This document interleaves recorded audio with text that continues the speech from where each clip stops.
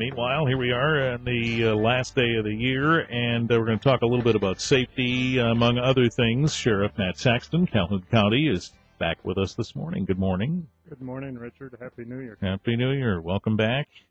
Boy, there's been a couple things in the news lately that are worth discussing, I suppose. It's been in the news quite a bit nationally and as well around here, the issue of toy guns.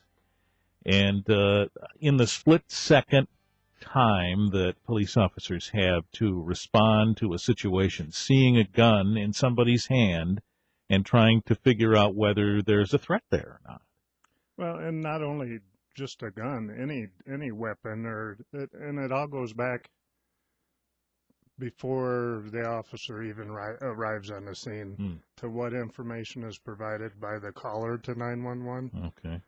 What information is passed along from the dispatcher onto the officers, and past experience of those officers or deputies responding. They're playing scenarios through their head well en route to those calls. So the split-second decision that we hear about all too often on the news is only it's a tragic part of those incidents, but it's a small part of those incidents, and you got to look at the totality of the circumstances when dealing with those situations. So somebody calls 911 and they're in the middle of an emergency, and some of those details may be lacking. We presume that dispatchers who take those calls are trained to try and get as much of that information and relay it as possible, right? And they are, and our dispatchers here at Calhoun County Consolidated Dispatch Center do an excellent job with that. They try and get all the information. And at the time that 911 caller is calling, if it's a situation where a weapon's involved, it's usually a traumatic situation for that caller. So they're not thinking clearly, but dispatch continues to try and get information even after the officer is sent to that call. So toy guns are supposed to have that orange tip on the end of them so that there's a indicator that's relatively noticeable that that is not a real weapon. It sounds like, at least in some of these national cases recently, that hasn't been easy to figure out. Well, and those orange tips can be taken off, or orange tips can be put on real weapons. It's a very tough thing for an officer to discern that in a split second, especially considering what they may have been sent to investigate. If it's a man with a gun or a person that just robbed a store, that store clerk believes that weapon was real, and they're going to provide that information to dispatch, and that's the only information that our officers will have when responding. So the addition of orange dots on the end of a weapon, or it really doesn't help in those split-second situations. There was a study done back in the early 90s, and they looked at numbers from 85 to 89 of incidents where law enforcement dealt with imitation firearms, whether it's replica guns, squirt guns, toy guns, and they seized over 32,000 imitation guns over that four-year period. Oh my! And that was just the agencies looked at in these studies, which was only agencies that serve over 50,000 people. Wow. So it was your bigger law enforcement agencies. Right. So there's more. So this issue has been an issue for longer than the last couple of years. I think we see it more now with the 24-hour news cycle. Sure. The social media. And we have had incidents here that we have dealt with in the sheriff's office where imitation guns were used to commit a crime. Here locally in the city, there was an incident in the past year and a half with a toy gun with a young kid with that gun. So when you're responding to a situation that involves a gun, I would presume you have to figure that gun is real, right? We have to consider all information that we have while responding. Right. And at the time, if we only have information, a person with a gun, that's what the officer is going on. Right. And we train with imitation weapons or real weapons, but at the end of the day, the officers can't wait for that shot to be fired or that trigger to be pulled and water comes out of it. Well, and that's the next point, I suppose, in this discussion is that when you're dealing with that kind of a situation, you're trying to avoid a result that ends up with a bullet being fired. There's not an officer that I know that comes to work wanting to use their service weapon. Right. And there's not an officer that I know that have been involved with officer-involved shooting that wishes they didn't have to be in that situation. And they deal with that for years to come, whether it's justified or not, and they're charged with a crime. Yeah. Talk about that a little bit. So the point is, if an officer uses their service weapon and the situation warranted it, or it's determined that it did, it still affects them. What does that mean, really? It's a great effect on their psychological well-being. There's a study out there where after 5 years, or an officer involved with officer-involved shooting typically is out of law enforcement within 5 years of that incident. Wow. On average. I mean, there's folks that have been involved and come through that fine. But it's a tough situation for the officers to deal with. Nobody wants to take a life. And we are trained to protect life. And when they have to use deadly force in the line of duty, it's a traumatic incident on them.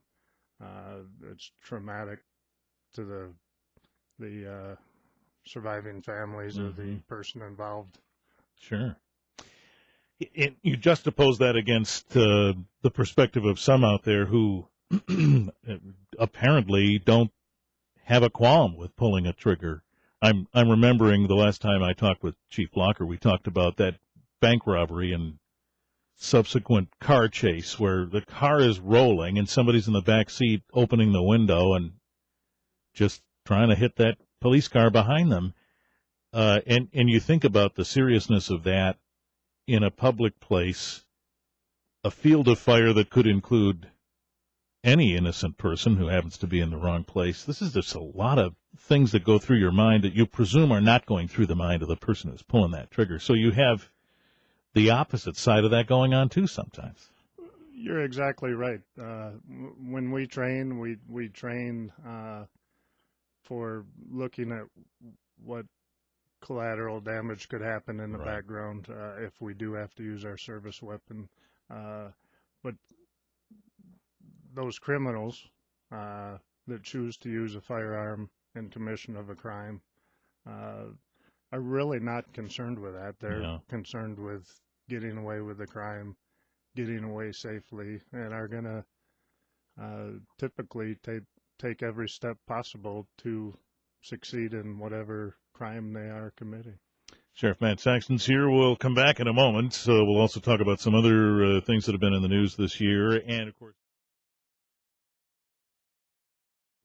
Calhoun County Sheriff Matt Saxton is here talking about a number of the stories that have been in the news this year. The other story that I think we started out intending to discuss was a recent crash involving a young driver. And as the details of that story began to emerge, we learned that vehicle was going 103 miles an hour. And that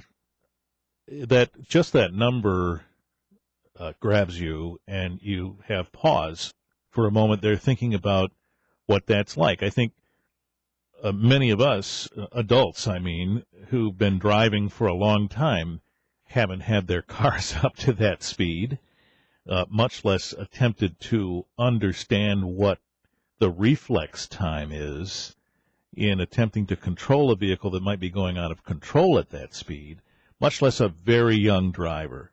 It's just a incredible aspect to that story. You're exactly right. When you look at a vehicle traveling 60 miles an hour, within 3 seconds travels the distance of a football field. Wow. So essentially you're doubling that speed in this incident. And even a seasoned driver at that speed with a loss of control incident would have trouble, if at all, being able to regain control of that vehicle. Sure. But we've had 2 incidents here in Calhoun County with teen drivers, fatal accidents with speeds in excess of 100 miles an hour. The one at 103 and then one on 94 back this summer or early spring at 124 miles an hour. Oh, my God. So we've done a lot of things here in Michigan to decrease the number of teen fatalities, and over the last 10 years it has decreased about 25%. Really? With the addition of the graduated driver's license. But in those restrictions that are placed on those young drivers with the number of passengers they have, the hours they can drive. So some of those things have helped. The Michigan Sheriff's Association started a program that's labeled Stopped, and that's sheriffs telling our parents and educating drivers. And any parent can sign up their vehicles to be in this program. And there's a sticker that is placed on the front windshield of the vehicle, up in the top corner of the front windshield. That's on there for 2 reasons. It reminds that teen driver that if I get stopped or get involved in an incident, my parents are going to find out about it. And then if an officer or deputy does stop that driver, notice that sticker on there. Information is sent to the Michigan Sheriff's Association, and then a letter is sent or an email is sent to the parents of that young driver. Wow. Stating where the person was, how many occupants were in the car. There's about 40,000 vehicles registered in the state of Michigan under that program. And over the life of the program, we haven't had a registered vehicle involved with a serious injury accident or a fatal accident over the life of that program. Well, and that program speaks to what is an interesting crux of the issue, apparently, that a young person who green lights, sorry for the pun, in their mind that they can break the rules or have fun and go 100 miles an hour are doing it because they think their parents are not going to find out.